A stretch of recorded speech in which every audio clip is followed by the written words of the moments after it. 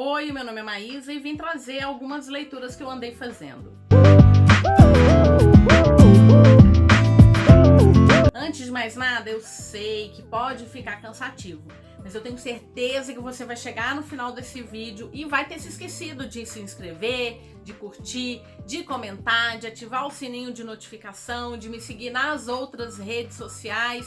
Então, por isso a gente precisa falar isso no início do vídeo, porque você já pode fazer todas essas ações. E lembrando que todas essas informações estão aqui na caixa de descrição. Março foi um mês interessante, fiz ótimas leituras e por isso resolvi dividir em 2 vídeos. Então hoje eu venho com 5 das melhores leituras que eu fiz e depois a gente tem um outro vídeo com a parte 2 do que eu andei lendo no mês de março, combinado? Vou começar com uma releitura que eu fiz junto com o Fantasticai. Eu fiz a releitura de Tres, A Garota no Mar Esmeralda, do Brandon Sanderson. E eu já tinha dado 5 estrelas e favoritado essa história no ano passado. Foi interessante porque eu já li algumas histórias do Sanderson. Eu sou aquela leitora que é fã, mas que lê as histórias quando estão em português. Eu ainda não me aventurei nas histórias dele em inglês. Então, eu conheço um pouco da Cosmere, mas muito pouquinho em relação a tudo que já foi escrito. E mesmo conhecendo muitas dessas histórias, às vezes algumas referências acabam se perdendo, porque ele tem tanta história, né, e tantas sutilezas. Por isso que essa releitura foi fantástica. Algumas referências que ele tinha feito tanto a Caminho dos Reis quanto a Mistborn eu não tinha percebido. E foi realmente uma delícia voltar para essa história, reencontrar a Tres.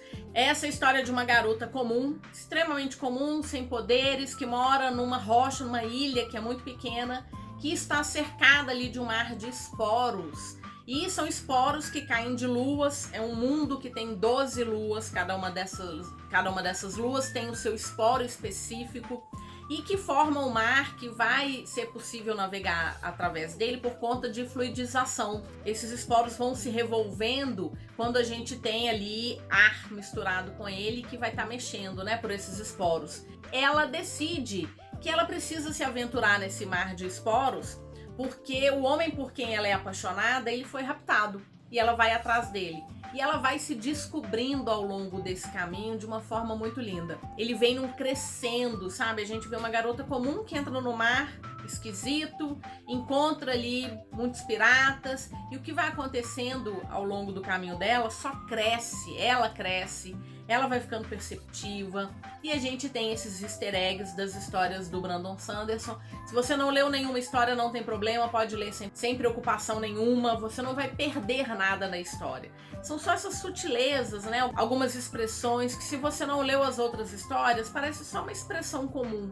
Não tem nada demais não, mas ele é uma porta de entrada interessante porque você vai se encantar pela escrita do autor e na hora que você estiver lendo as obras, né, das quais se originaram essas expressões, com certeza você vai se lembrar. Eu, sinceramente, acho que é uma boa porta de entrada, fica aí a dica. Realmente foi uma delícia me reencontrar com a Tres.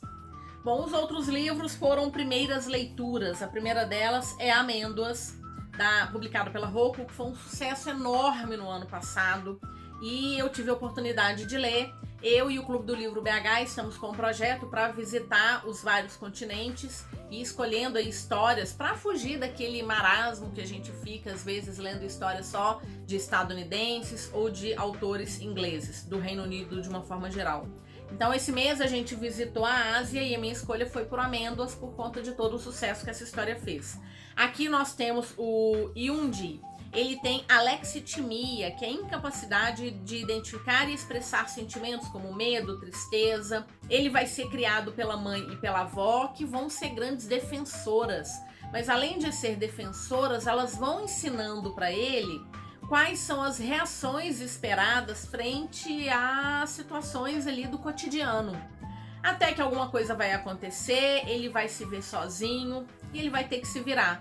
Mas a mãe e a avó treinaram ele tão direitinho e ele vai encontrar pelo caminho pessoas tão gentis que vão continuar ajudando nesse caminho de amadurecimento dele, mas que ele vai trilhar por ele mesmo.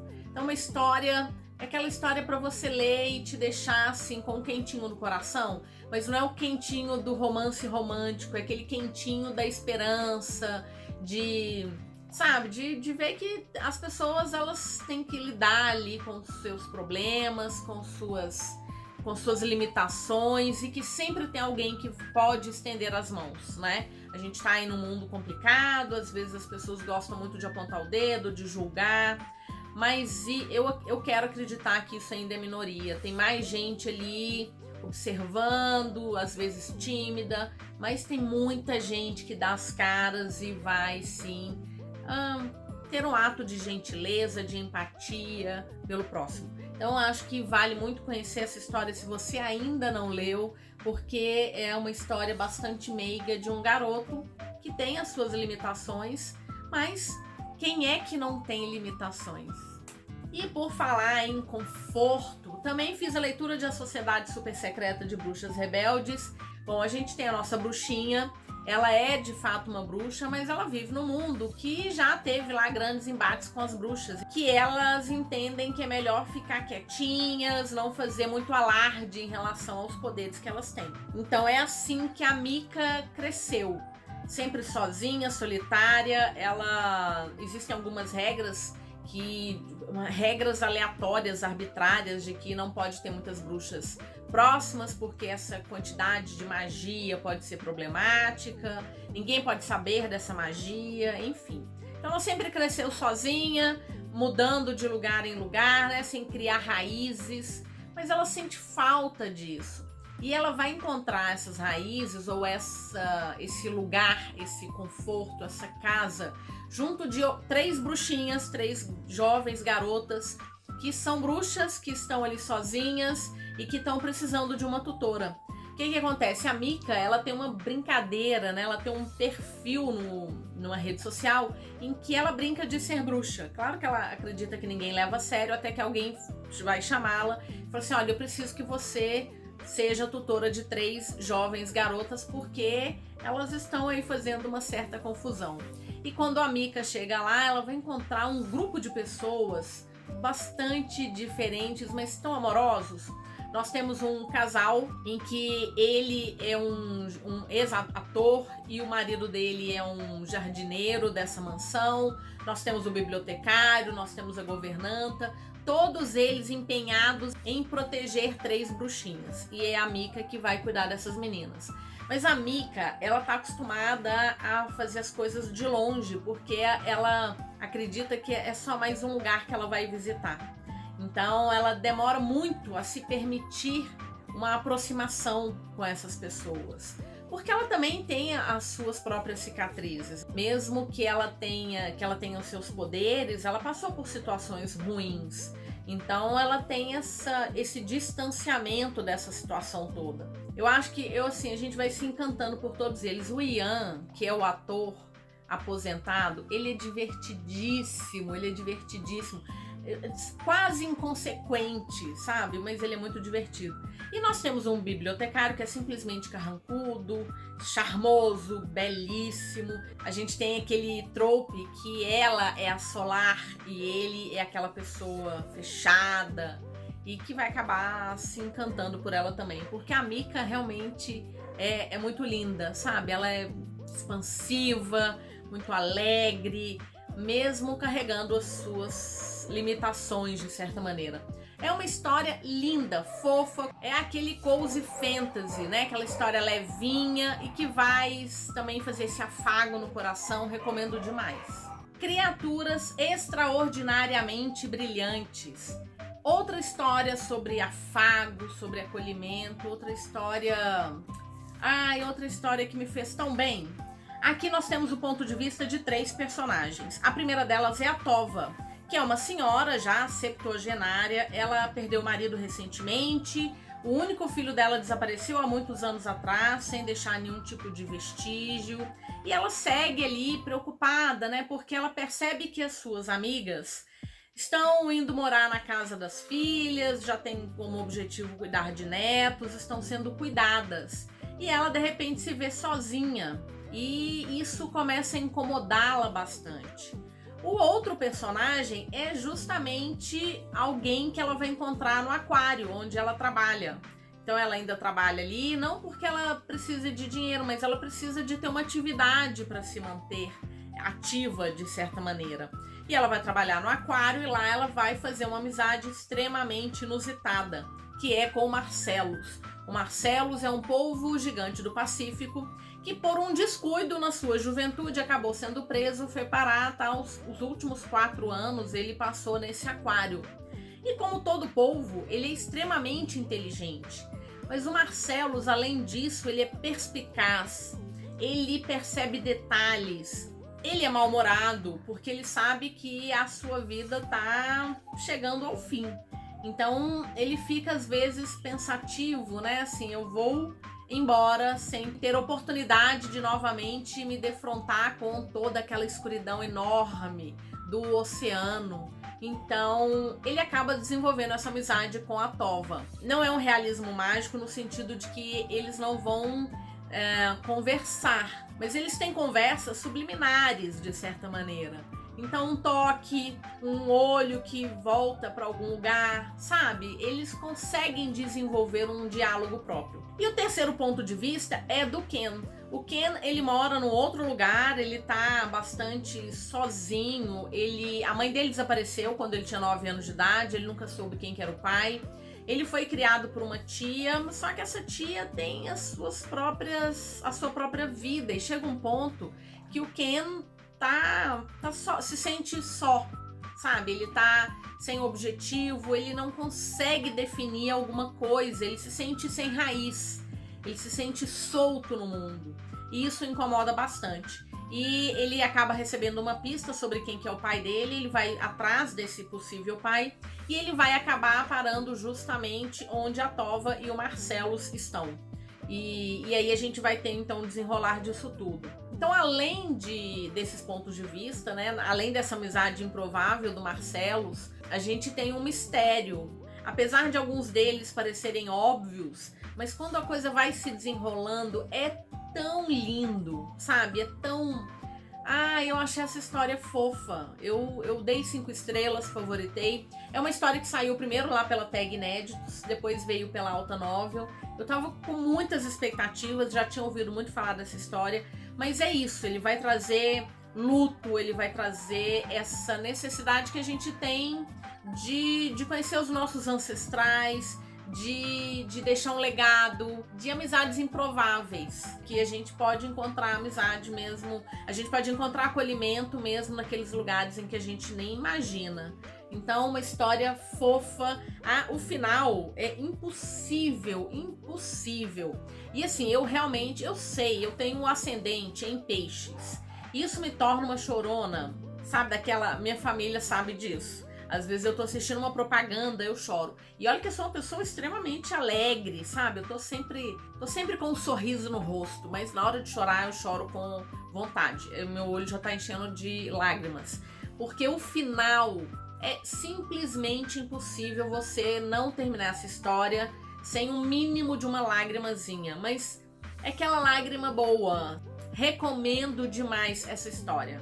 Bom, e o último livro que eu queria comentar foi uma leitura coletiva lá do Fantasticai e do Loucos por Leituras Conjuntas também, que é Casa de Chama e Sombra. E eu vou comentar sem spoiler, tá? Eu vou falar sobre os meus sentimentos em relação a essa história, o que me incomodou, o que eu achei bacana e uma ponderação que eu acho que foi interessante de trazer.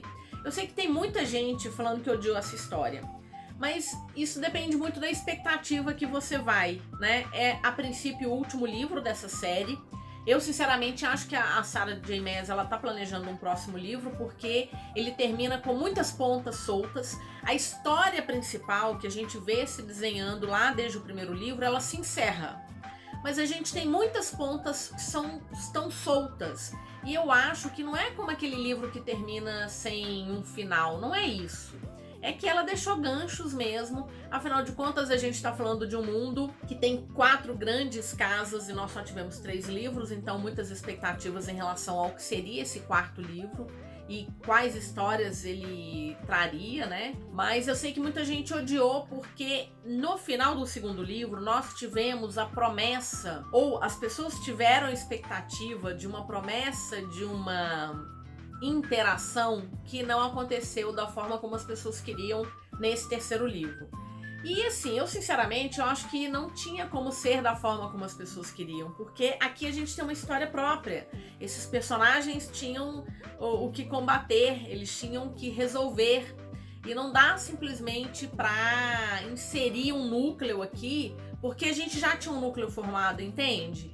Não dava, era só um detalhezinho, um easter egg, uma explicação que a gente teria de um outro lugar. Bom, então o que me incomodou nessa história não foi isso. O que me incomodou foi em relação a Bryce. Eu sei que não existe problema nenhum em ter uma protagonista que seja arrogante, que faça as coisas sem se preocupar em comunicar aos outros, que tome decisões impulsivas, não tem problema nenhum.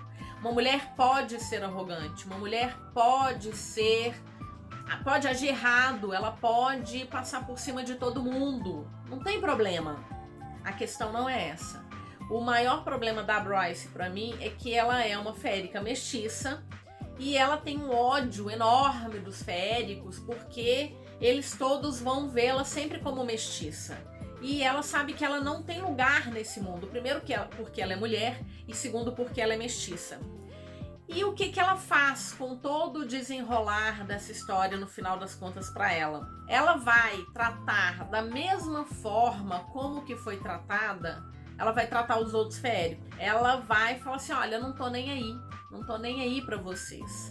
Não tem problema nenhum estar nem aí, mas é porque ela se ressente tanto disso e ela fala tanto sobre como gostaria de ser tratada, para quando ela tem a oportunidade, tratar da mesma forma como ela fez. Não sei se eu tô conseguindo me fazer entender, mas eu achei bastante hipócrita. De certa maneira foi isso. Mas, de modo geral, gostei muito da trilogia, se é que ela vai ser uma trilogia.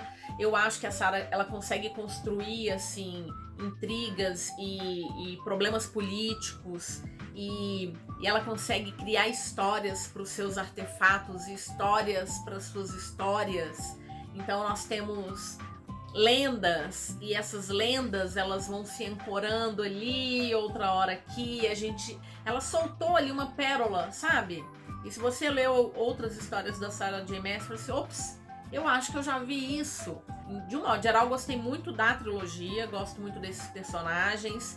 A Bryce realmente não é um personagem que eu vou levar pra mim. Gosto muito do Hunt, gosto muito de muitos desses coadjuvantes. Alguns dos coadjuvantes me irritaram também, sabe? Por exemplo, o Ethan. Eu não sei o que esse personagem tá fazendo aqui. Nossa, ele ficou numa carga de culpa que tava cansativo. Eu achei bastante cansativo. O Tyrion também é outro personagem que, sinceramente, eu não consigo entender importância nenhuma dele ali. Então nós tivemos uma série de personagens que apareceram e desapareceram. Eu acho que a história ficou inchada. Se ela enxugasse essa história, talvez ela seria muito melhor. Para mim, alguns desses personagens são completamente descartáveis. Nós temos uma personagem aqui que brilha tanto. No final das contas, para mim, o casal de protagonistas desse livro especificamente é o outro. Não tem nada a ver com a Bryce. E quem leu sabe disso. Essa personagem, ela é fenomenal. Ela tem uma mudança na história dela, sabe? Ela é uma grande reviravolta. Eu adorei. Bom, então é isso. Eu acho que vale a pena sim, mas eu tenho lá as minhas ressalvas, como qualquer outra história.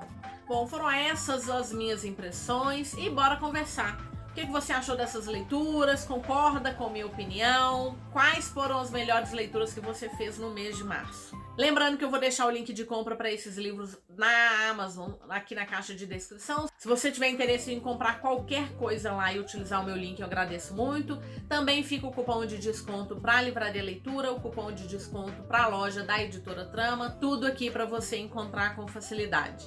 Muito obrigada se assistiu até agora, te desejo ótimas leituras. Vai ter parte 2 de melhores leituras de março. Nos vemos no próximo vídeo. Até mais!